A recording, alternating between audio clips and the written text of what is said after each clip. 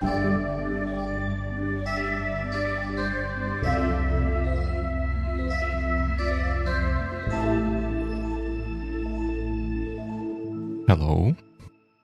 Hey. Hi. Oh my God, 3 voices again. What does it mean? Well, it means it's the 25th episode of Biweeklycast, and the hosts are here. I'm Slava. Another host is still here. It's me, Dima. And the third voice is our guest today, Anna Krasilnik. Hi. Thank you for coming, Anya. Thank you for inviting me. Before we get to the introductions and the topic, as always, we do have a short follow-up from the previous episode. Do we? Do you remember when I'm not sure if we used this word. We may have used this word when we discussed the book Courage to be Disliked last time, the word etiology. Did we? I don't like one way or the other. Like it's used in the book and it's used quite heavily. And I have to confess that like reading that book was one of the, maybe I've heard this word previously, but this was the one when it really registered with me.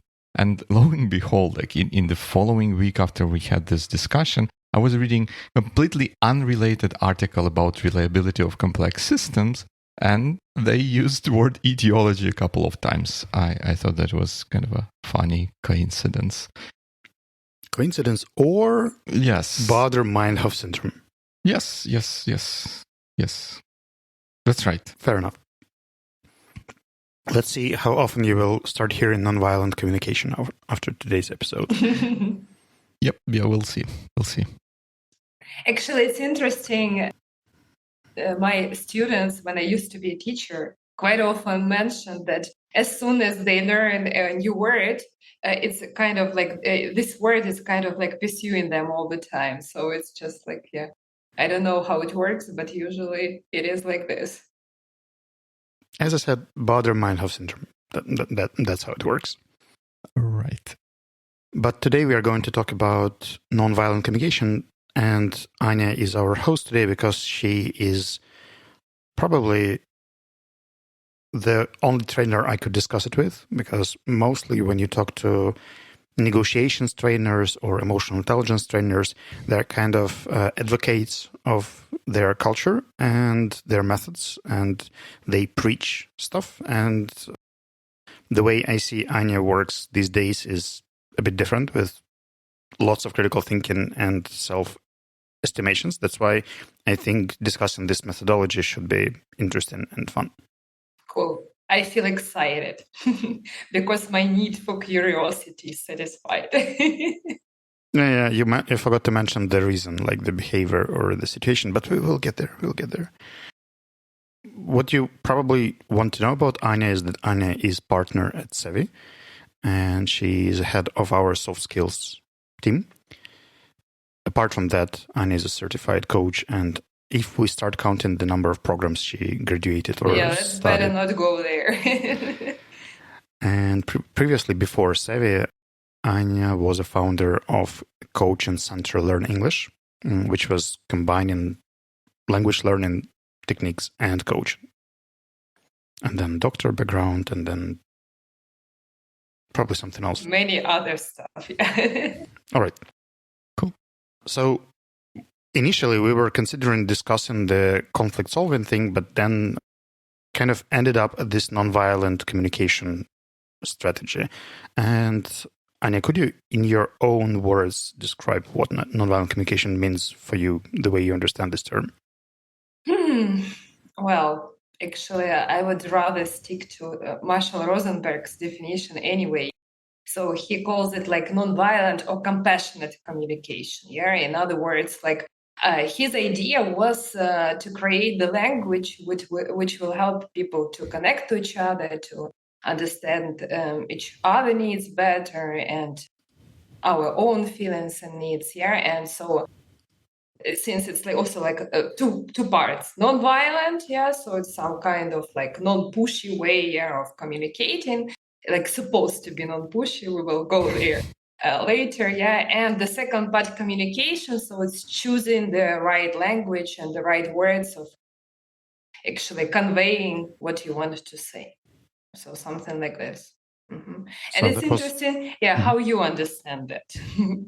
That was the question I wanted to ask Dima, because unlike me, Dima has heard about nonviolent communication for the first time, or something close to the first time, definitely not reading Marshall Rosenberg previously. Yes. So we can name it your first impression about the methodology and the approach. So could you explain with your own words the way you see it now, like what it is?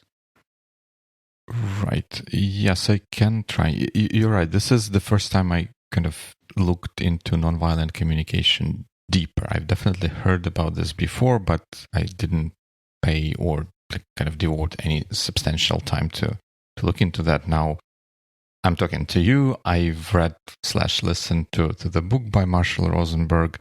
The way I understand and what I take from this nonviolent communication method or approach is that this is a method of communicating with people that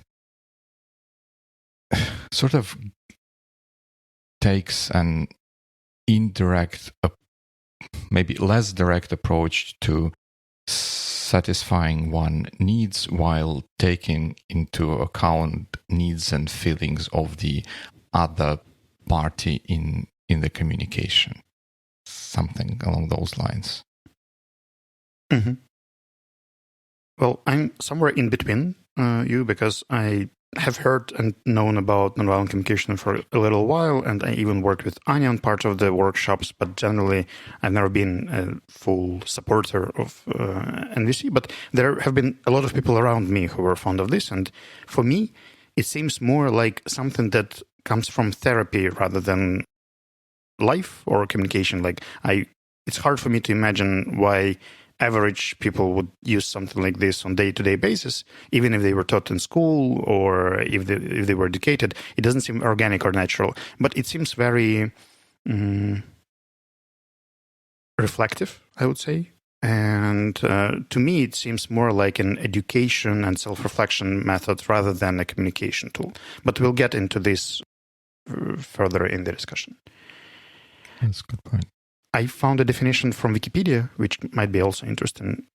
It's an approach in communication that is claimed to be based on principle of nonviolence. Captain, thank you. That's what Wikipedia does quite a lot. And what they say is that it's not an attempt to end disagreements, but rather a method that is claimed to increase empathy and improve the quality of life. That's quite an ambition there, especially about increased empathy. I think Anya and I have had this discussion quite a few years ago, whether it's actually possible to increase empathy and what it takes to do so. Does this definition ring the bell? Does it seem like something that you read or faced with? Or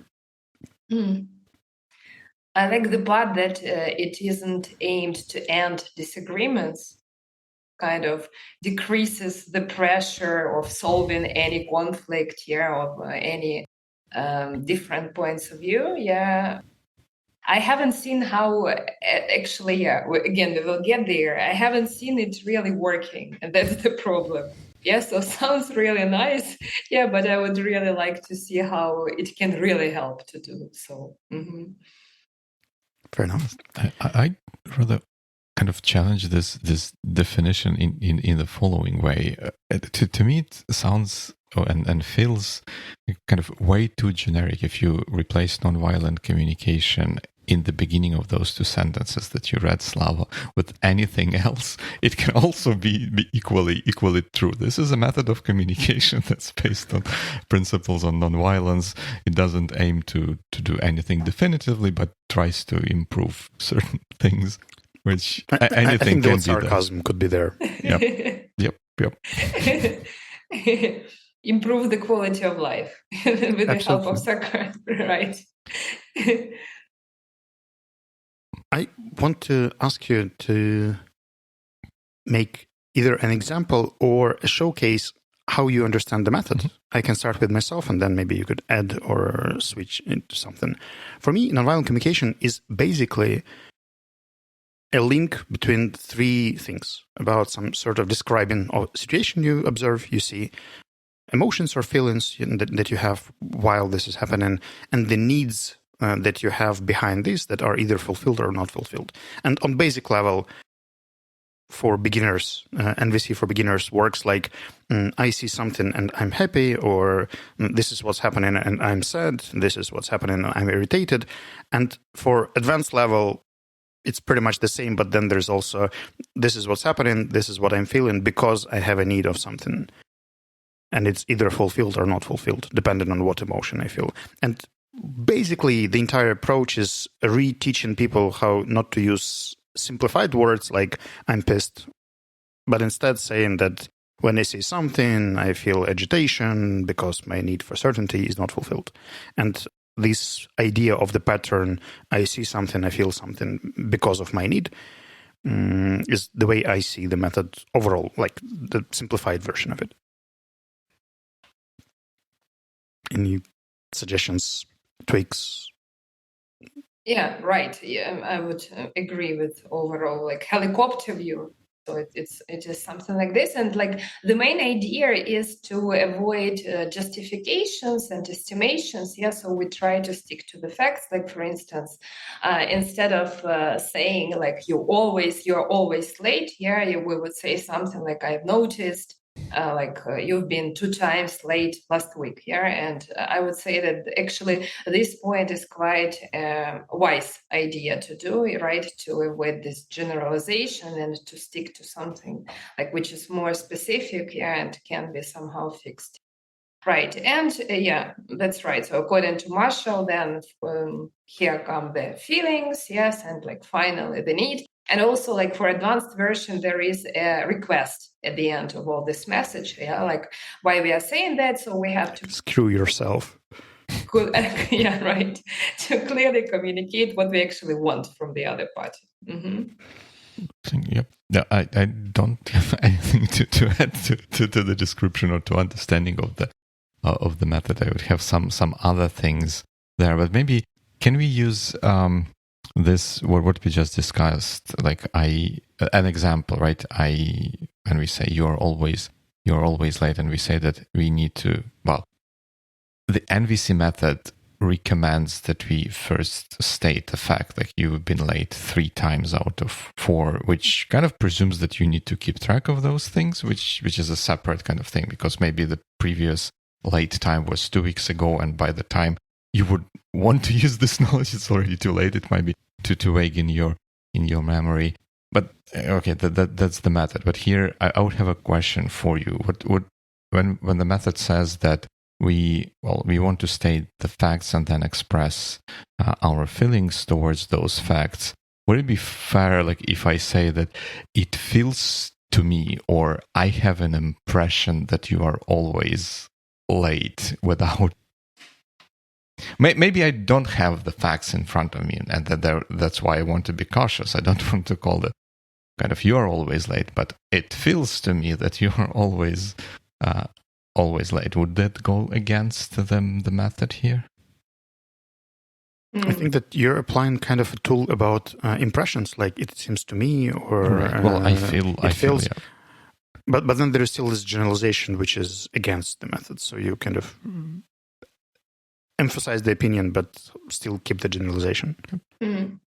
Well, actually, according to Marshall Rosenberg, I think helps to be like, I would say, closer to the method. Yeah, and I even like took the example from the book. It was interesting for me also to discuss. So he says, for instance, that it's not right to say like she won't get her work in, but it would be okay to say I think she won't get her work in. So just as soon as you add this I think part, yes, it's kind of becomes nonviolent, which is, in my idea, quite, in my opinion, quite controversial, I would say. Yeah, because like you can add like to any phrase I think, yeah, and that's a kind of it. Yeah, okay, I'm not violent. It's just my opinion.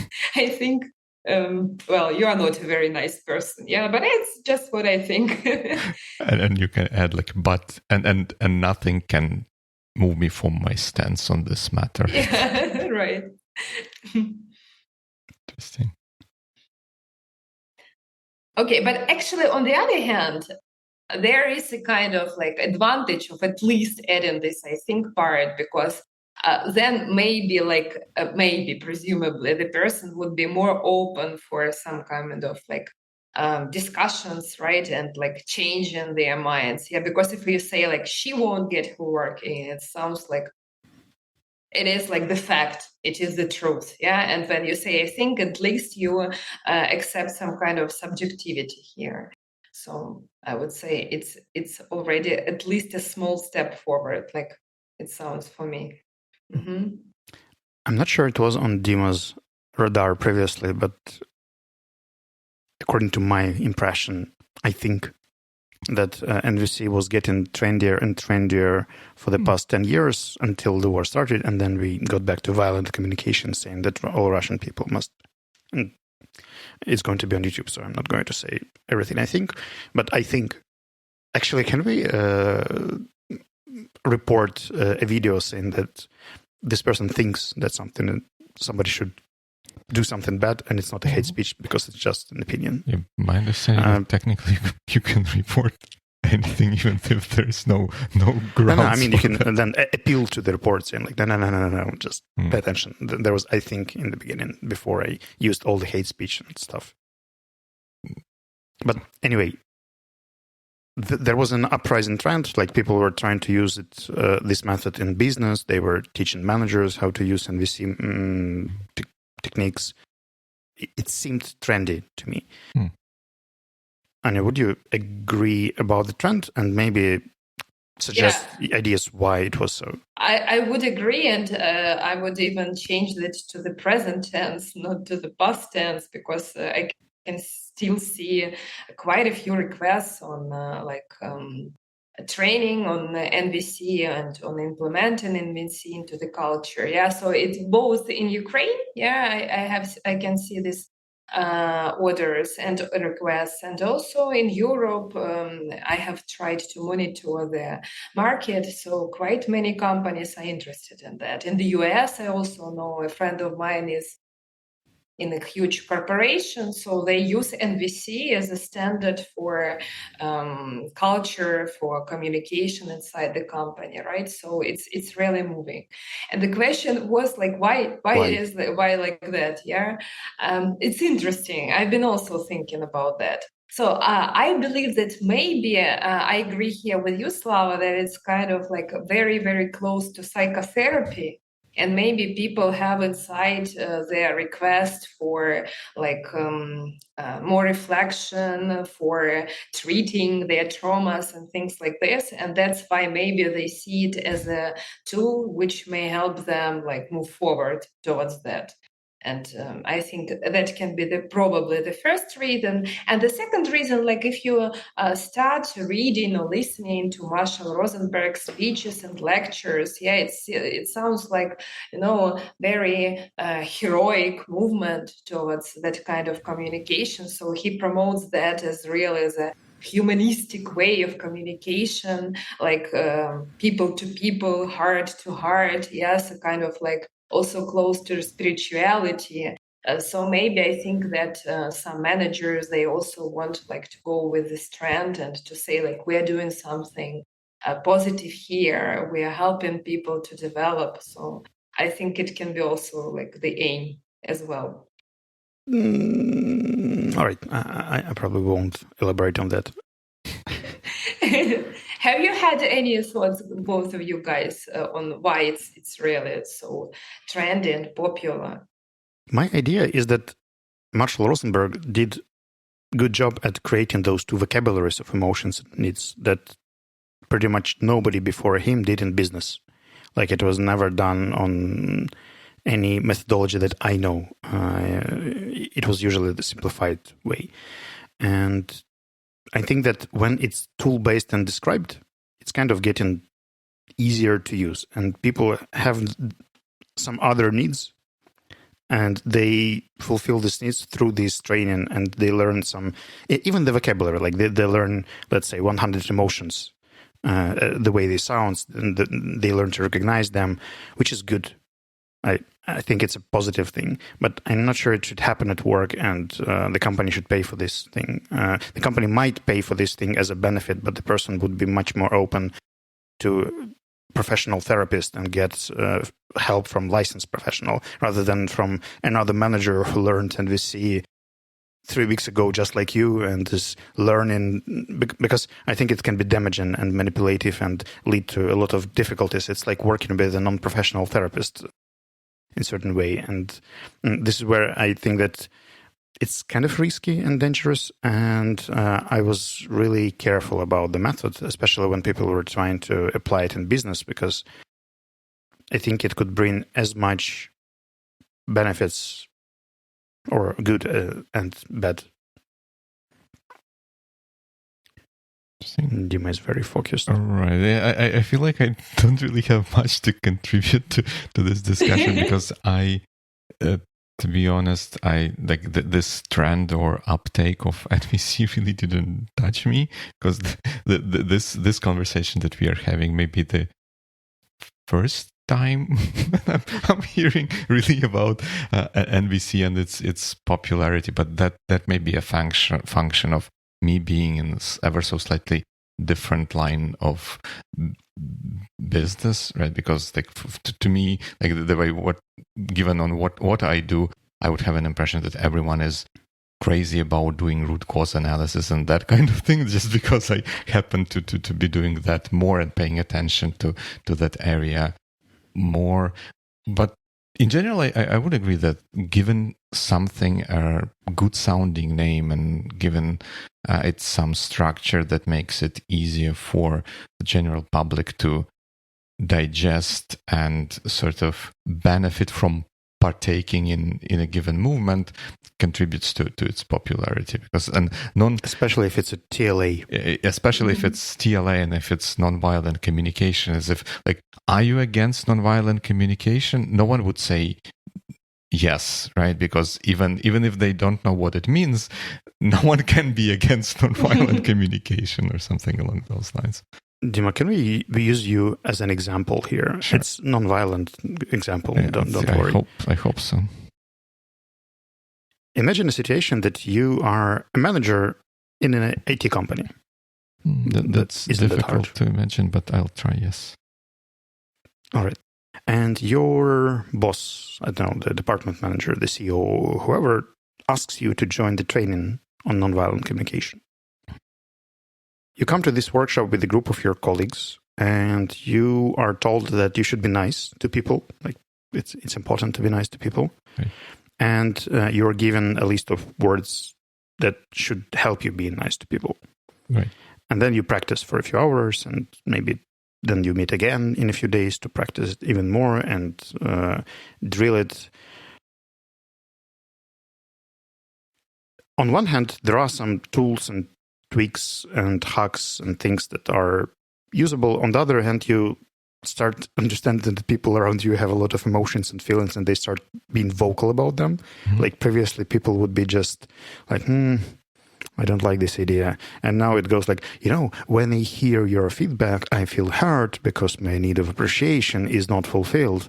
And you're actually feeling more violent in the moment because I don't like this feedback, or like, okay, was much more peaceful way to communicate. So what was the question again? The question is, what would be your side? Like, would you be focused on learning, education, fulfilled in the workshop, excited about things you can discover about yourself or people, or concerned the way it would impact the team and the way you worked previously with these people? Because if it kind of suggests the change of communication culture in your team.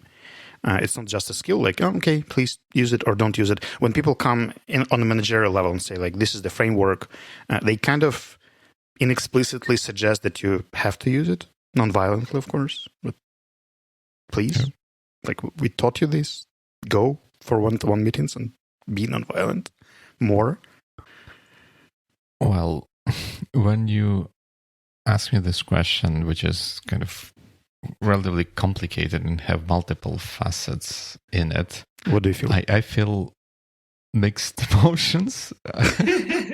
Because of what need? No, because of the general complexity of this thing. Because like on one hand, the question, I can try to answer this from my personal standpoint, like what I would or could think as a participant of that activity.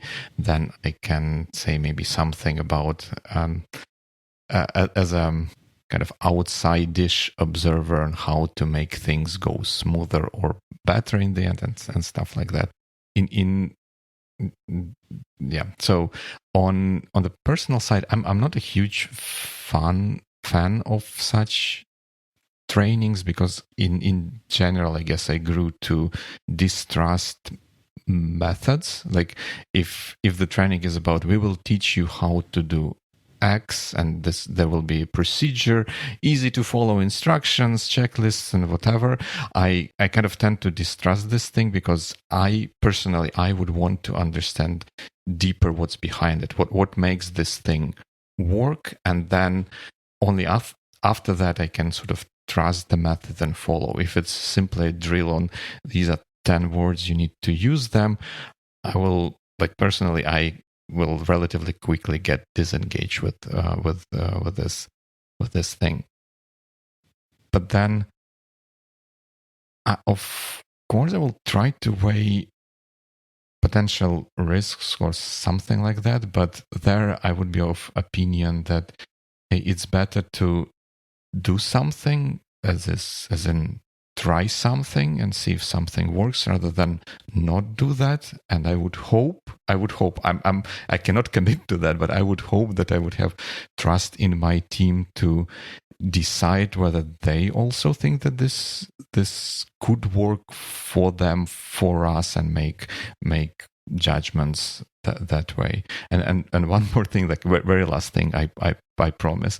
Also, like with, I guess it maybe comes with age, I find it more and more difficult to buy things like wholesale. Like this is the NVC, this is the method with all its parts. You kind of take it all and start living by NVC. It, for me, especially in recent times, that never happened like this. When I learned about something like that, I would pick a few ideas which I think would be useful for me, for the way how I work, or which would reinforce some of my previous beliefs or views on things, or maybe correct them, and I will take those and sort of enrich my view of the world with those, and start hopefully leading my life with that new understanding, without necessarily buying the whole method or following the whole method.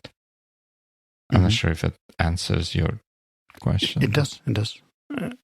For me, what was really interesting now, Dima, in your point, it's about trust in the team, whether they want to apply this method or not, because I believe that success of implementing nonviolent communication, especially, depends on how ready all the parts are for this method. And when it's like only one person who is ready, and the other one hasn't agreed with that, then it starts really being violent and pushy, and like, I just wanted also to have an experiment like these ideas.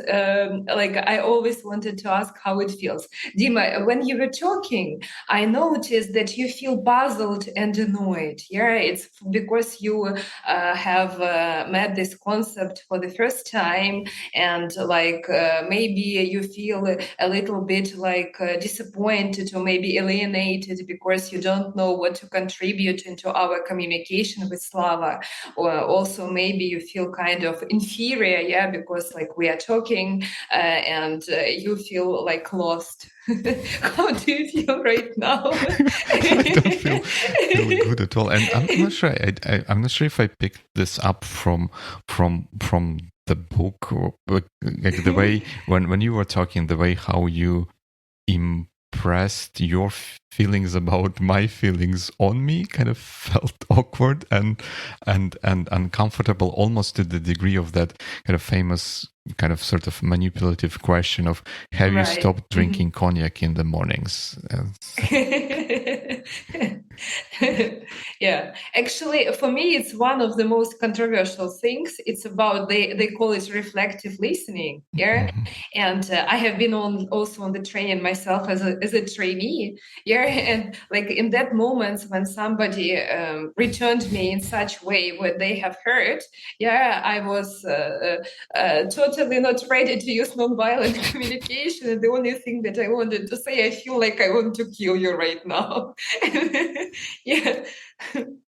So, and this dialogue also in the book for me looked quite controversial. Like also, so the person has come with something rather like rational, yeah, rather specific, and then like the other person who is applying nonviolent communication should say like, I feel right now something is happening to you. You feel tense, you feel irritated. Yes, I'm like, why? Yeah, I just wanted just to discuss the thing, and that's it. I didn't want to go deep into analysis of my feelings and what's happening to me, yeah, right, and things like that. Anya, have you ever had training programs? I mean, have you ever taught training programs purely on nonviolent communication, not just using it as one of the tools, but fully based on NVC? Luckily, never. Yeah, yeah. I refused from that. Yeah. So even when our clients asked us to teach nonviolent communication, I suggested, like, I asked, like, why do they want to do that? Yeah. Then typically we would get to the point that they need the tool for conflict solving. Yes, and then I said that there are really some nice things that can be taken from nonviolent communication. Yeah. So really nice things like to distinguish facts from generalizations, yeah, like also maybe to understand what's happening to you and what kind of your needs trigger you to feel what you feel, right? And this is what can be really given, yes, at the training. But just like purely nonviolent communications, for some reason, I'm like, just from the time when I learned it myself as a trainee, I didn't like that. Yeah. And like this time again, while we were preparing for this podcast, I decided to reread the book again. Yes. And from the very first pages, I also I feel triggered and I feel some manipulation there. And that's what I don't really like. So that's why I don't really teach on that. Mm-hmm. And when you did use some of these tools during the workshops, could you generalize or categorize the attitude of people, like when they face these tools for the first time or when they start practicing? What kind of is it anyhow different from other methods of emotional intelligence or conflict resolution that you teach, or you just take this abstract vacuum tools and without the philosophy they are not that triggering?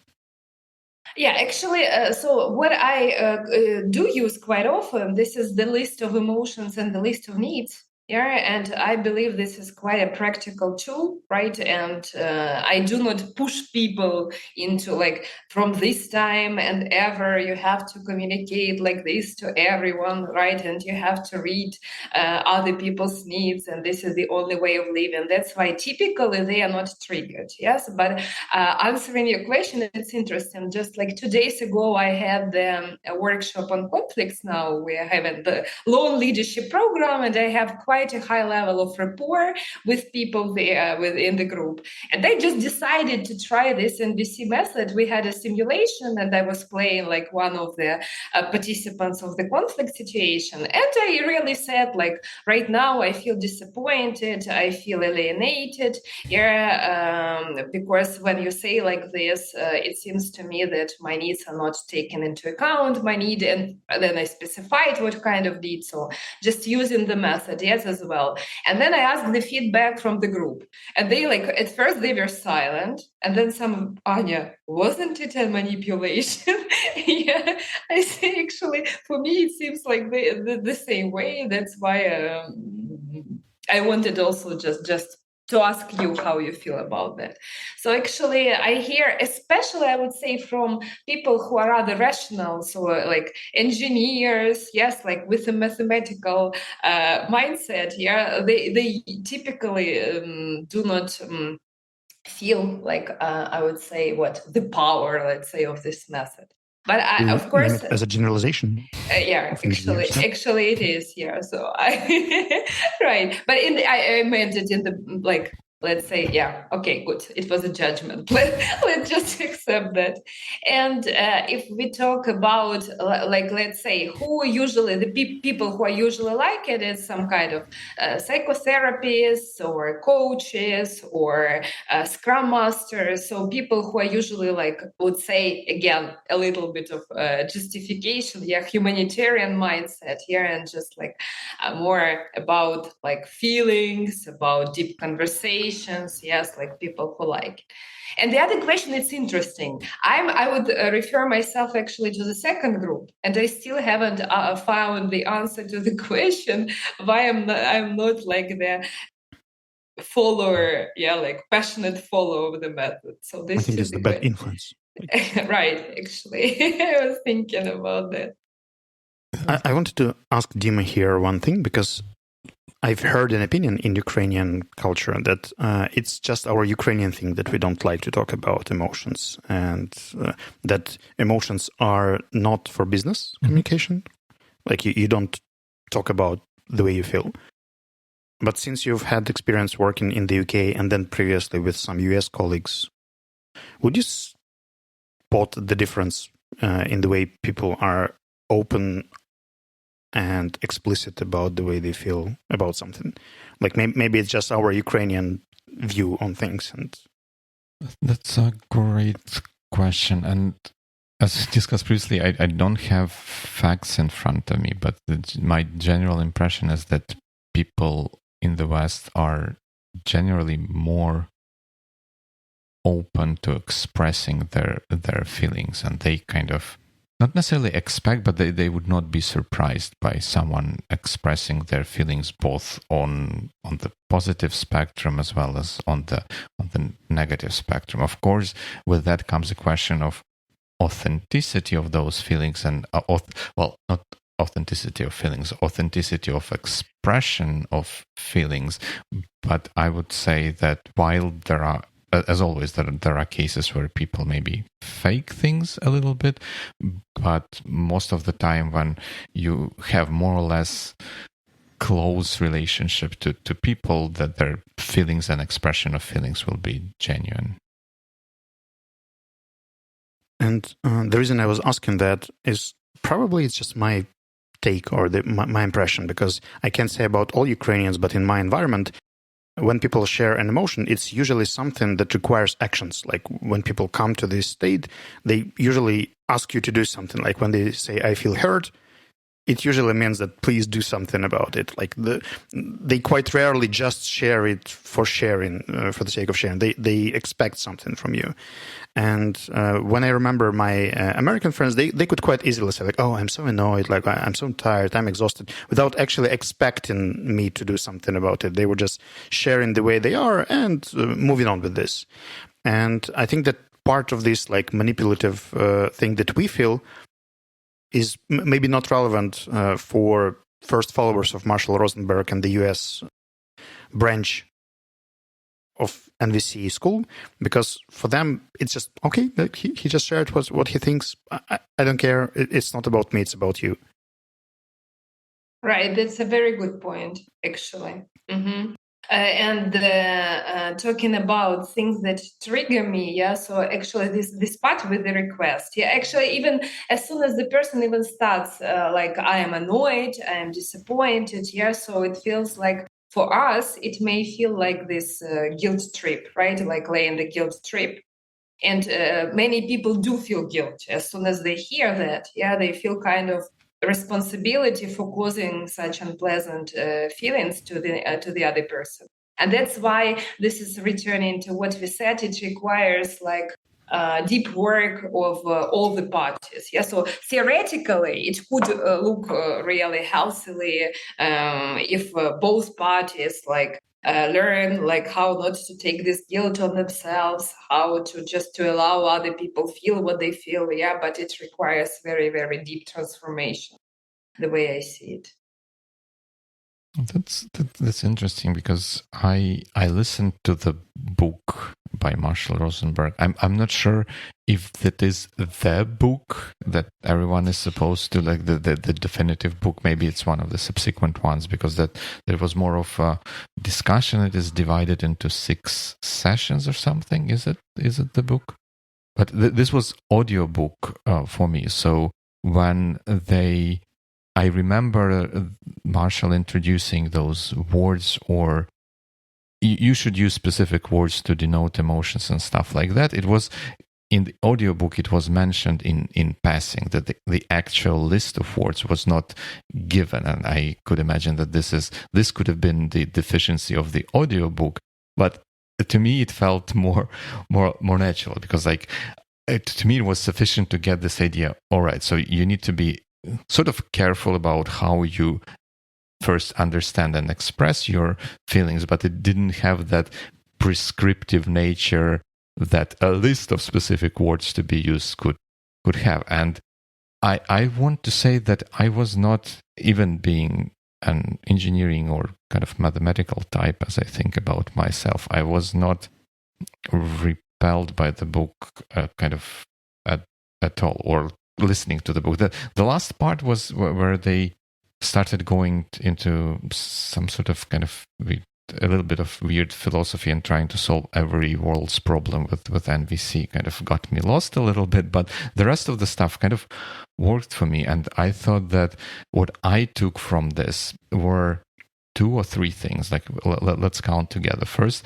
I felt, maybe that's a recency bias, but I felt like what is described in NVC has a lot of commonalities with the individual or Adlerian psychology that Slava and I discussed in one of the previous episodes as we read the Courage to be Disliked, where they also said that there are things that you control, and you need to be responsible for what you can control or what you are in control of. That's kind of your feelings, your understanding of where those feelings are coming from, and so on. And kind of letting other people do what they do in kind of Adlerian psychology, to focus on their task of interpreting your words and doing their stuff. We should not interfere with that.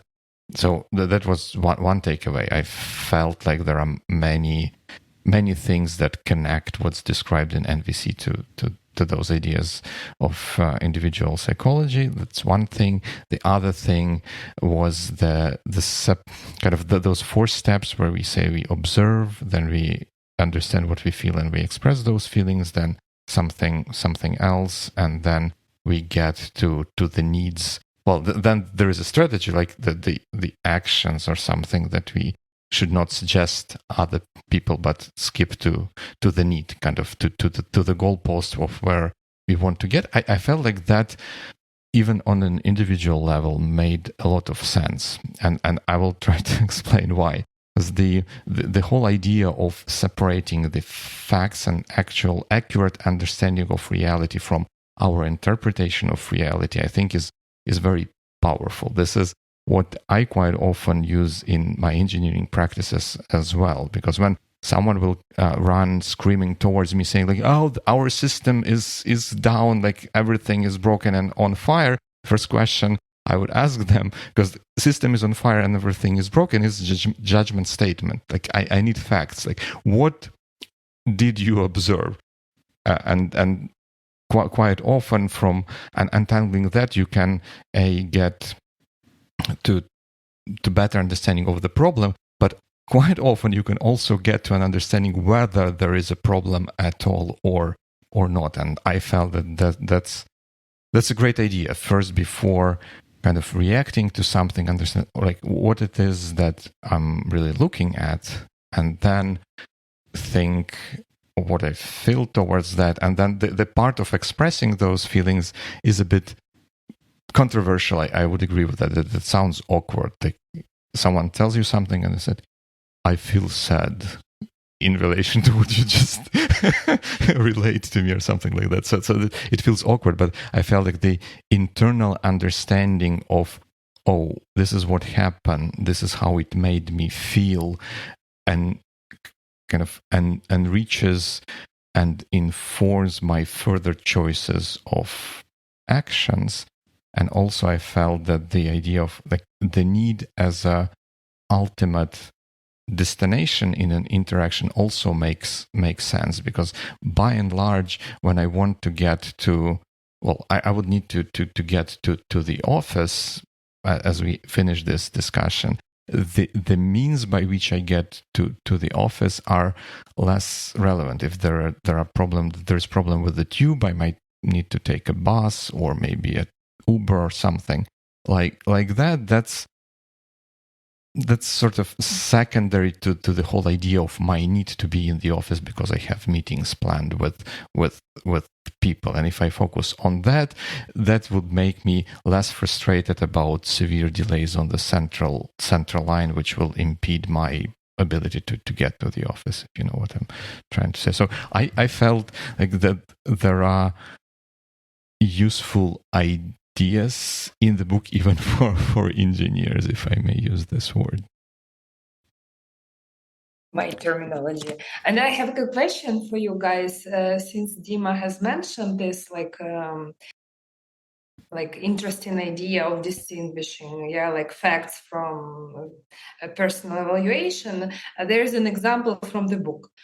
So the way we shouldn't say, it's like, let's say a mother is talking to her child. Yes, you are too generous. And the version which Marshall Rosenberg suggests is, when I see you give your all lunch money, I think you are being too generous. And now the question is whether the second sentence sounds really better to you, and if yes, in what ways and how much better? To me, no. Yeah, same here. To me, that one, at least the first one, you can see someone exclaiming that like you are too generous, and it will be sort of authentic, right? You can, that sort of natural reaction of someone. This could be a natural reaction of someone to what they observe, but that, especially in this form, when I see you give all your lunch money, I think you're being too generous. It kind of sounds way too artificial, because maybe like portraying this onto myself, like maybe I would have a feeling that I'm kind of worried rather than thinking that you are too generous. I would be, the whole idea why this caught my attention would be that it makes me worried about something, and then at least expressing the worry rather than general observation would make more sense. I don't know.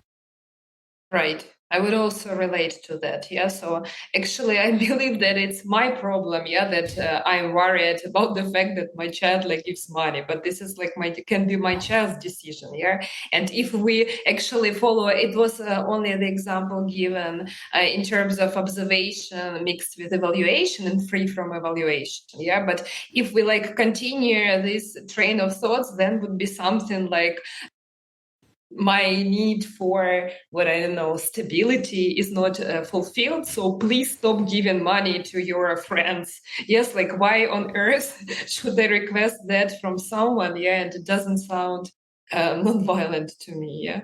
Right. And just one more about feelings also. You are disgusting, yes, versus I feel disgusted. So actually, again, according to Marshall Rosenberg, it's okay to say I feel disgusted. But as for me, again, everybody then understands that I feel disgusted by you. Yeah. And as for me, it doesn't change. Of course, not by you, by the situation that you are causing. Yeah, so actually also quite controversial. That's why you were talking about this individual psychology. Yes, it's interesting. Yeah, I have heard something like when I listened to your last episode. Yeah, and the basic idea is for me that we should be responsible for our personal needs. And actually, it's interesting that in some chapters of the book, Marshall does write about that. So the idea is, and there are even some great exercises where he suggests deciphering between like taking responsibility or not taking responsibility. But then as for me, there is then again contradiction. Yeah, when we say phrases like this, it seems like, like my child is responsible for what I'm feeling. Yes, and like I'm asking, okay, like still according to the idea, he has his right to disagree and to refuse, like from my request. Yeah, but the whole first thing sounds so much manipulative, and like I say, I'm worried. Yeah, it makes me really unhappy when I see you giving this money. Yeah, and the child already feels kind of like trapped. Yeah, into this guilt state, and like what they should do. Yeah, in this situation. I'd like to suggest another cross-cultural aspect here, because there was this movie with Tom Hanks, A Beautiful Day in the Neighborhood, which tells about the narrator from the child TV show that teaches kids to say something about the way they feel. And it is an actual TV show that was broadcasted for years in the US. And I think that this thing is the fundamental difference between Ukrainian kids and American kids right now, because we have to learn these things in the adult age. Like we haven't learned these through the cartoons. We haven't learned these things at school.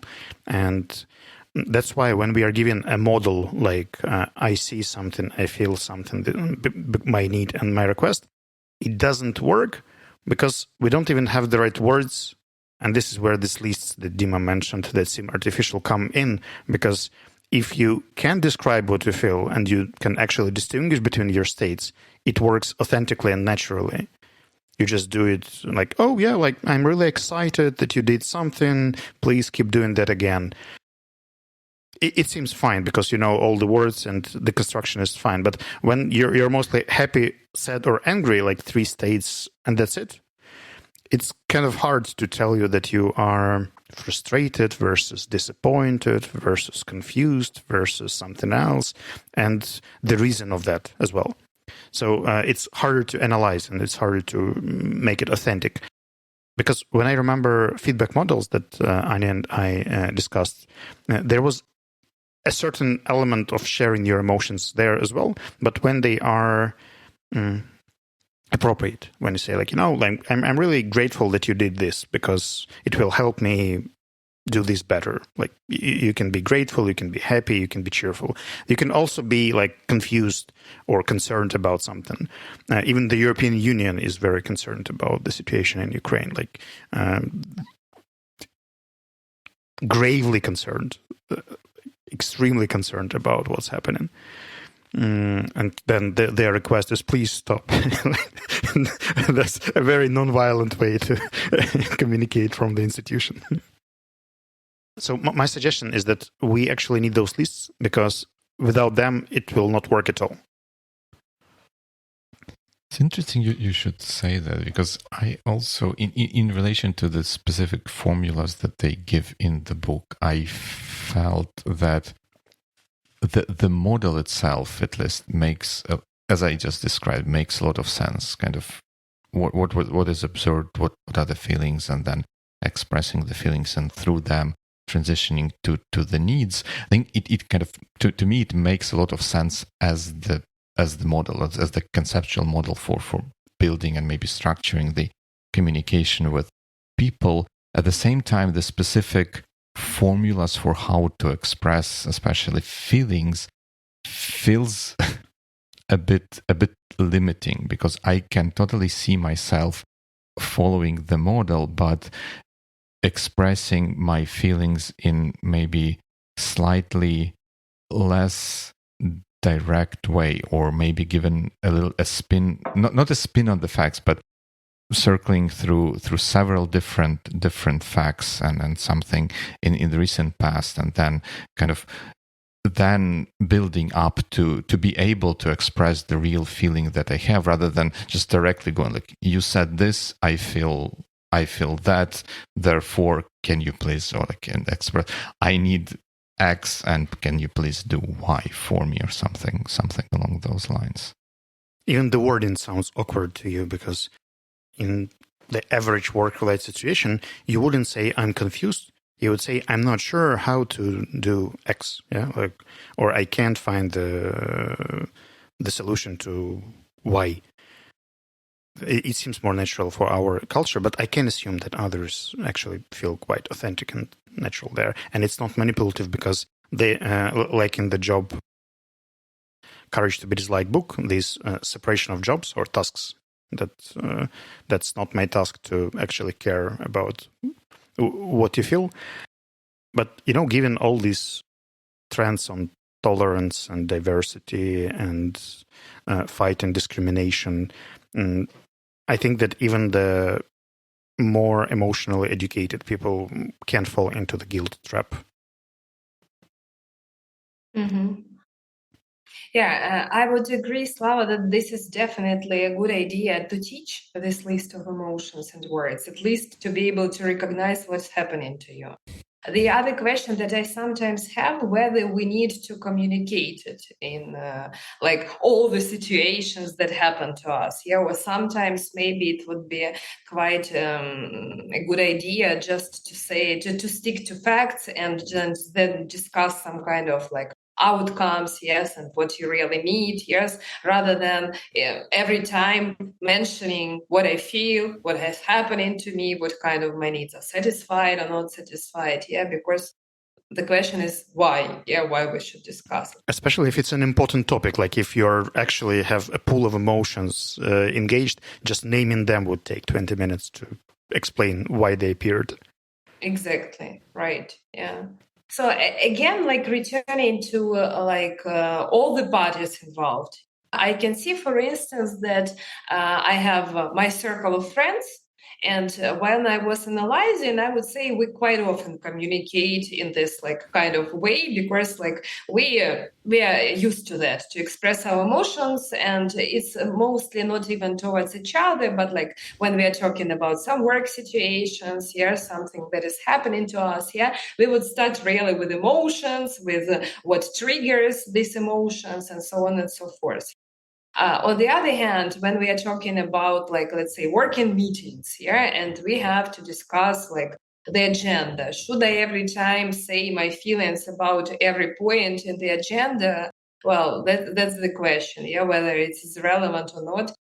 Despite the fact that I do have feelings, of course, but I can manage this feeling, and even if I sometimes like feel irritated, I ask myself first, okay, it's like, what can I do with that? I say, okay, I can live with that here. So I know like what I would ask exactly to change, so that it like matches with my ideas, my vision. But not to say every time, like, it touched my my need for, I don't know, transparency or something like that. Dima, you also put into the notes NVC and Tarantino, and I'm really curious what you meant. So let me, before that, let me maybe ask you this question, which I also put in the notes. I think that uptake in NVC and stuff that you observed can be coming from the fact that this is kind of a novel way of communicating. The form of the phraseology that NVC suggests and so on is different from how we quote unquote normally or regularly communicate with one another, and that may be a factor that gives people the idea that, oh, this is a new thing, maybe this new thing is going to solve all our problems that we have. Do you think that this can be a contributing factor here? I think that many people feel the relief when they get the method, because it kind of lets them be more conscious about things that happen to them. That's why I think that it's an amazing method for journaling. Like when you retrospectively look at some difficult cases or meetings or situations, this is an amazing tool to decompose it into specific lines and events and actions and things that you felt. and it brings a lot of relief, and then you can actually move on after you do such an analysis. So I can see quite a value there, and I keep using it all the time for my reflection. But I think that we tend to fall in love in tools that help, and that this thing moves us away from the reality that, like, not everyone likes it, not everyone is able to use it, and that it's not appropriate for different types of people. I think it can be very well illustrated by Anya's first years in Sevi. She was very fond of a number of things that she tried to integrate into our collaboration. Some of them actually got integrated with much of my resistance and conflicts. Some of them were never integrated and just fell off. But the idea of bringing in the tools that work for you and suggesting them to the team is kind of care. But then I would quote Dima Malenko from earlier part of our episode. You should actually ask your team, like, and see whether your team accepts this thing and trust the team. Yeah. Great. Yeah, I would here continue, Slava, your idea about using that for self-reflection. And here I would believe it works really well. So you can follow all the steps, like what I observe, what I feel, what my needs are satisfied or not, and what would I want to request also can be a really great question. And then you ask yourself whether it will be really non-violent to request such a thing, yes, or whether it is like your personal idea to change the world according to your needs and your personal desires, yes, and like to fix someone so that you like the situation more and you feel like, more relaxed. So it can be really, and here I have 0 questions. If you use it just for yourself, I would say it can really help to solve some of the problems. And answering to Dima's question, I just right now thought about this theory of also integral or spiral dynamics. I think you have also discussed it in one of episodes. So actually, I think this such methods as NVC, they move from orange mental level to green, which is like more emotional level. And that's why maybe people can be enthusiastic because they feel it's kind of like, something really new, something novel, something they haven't tried before. And that's why they may feel so enthusiastic, about uncovering another facet, of their life. But then comes the other level where we understand that orange wasn't that bad. And actually here comes this maybe disappointment in the methods like that. And maybe on the other hand, deeper understanding that life is not only about the models and the levels and when just like methods, but something deeper than that. And you should not stick to like some steps, but more like about feelings that you really have, authentic feelings, and authenticity. I'm sorry, just one more thing. I really liked, Dimas, your answer about like you are too generous sounds even more authentic than when I notice you giving lunch to people. So I would say there is more power and more love, even like, in being yourself and like say, sorry, right now I'm judgmental, but that's the way I feel right now. And it can be like much more than compassion, I would say. Like returning to Marshall words in such conversation than these artificial phrases when we are behaving in a very right way. Right. As I was speaking and listening to Anya's answer, I felt anticipation because my need for curiosity was not fulfilled. Dima, could you please tell us what is the relation between NVC and Tarantino? That was a build up. Like when I was listening to that book, I kind of was struck maybe in a bit of an exaggeration, but still I kind of saw some parallels with at least how Marshall Rosenberg, when he kind of enacted some of the dialogues he had with people, that reminded me of some of the dialogues in Quentin Tarantino movies when in seemingly and kind of really hostile situation, the characters there would would talk as if like everything is as normal. So, sir, would you please, and stuff like that, like something that you would not expect from people in this situation. And I think that added to the charm of the movies themselves. Like when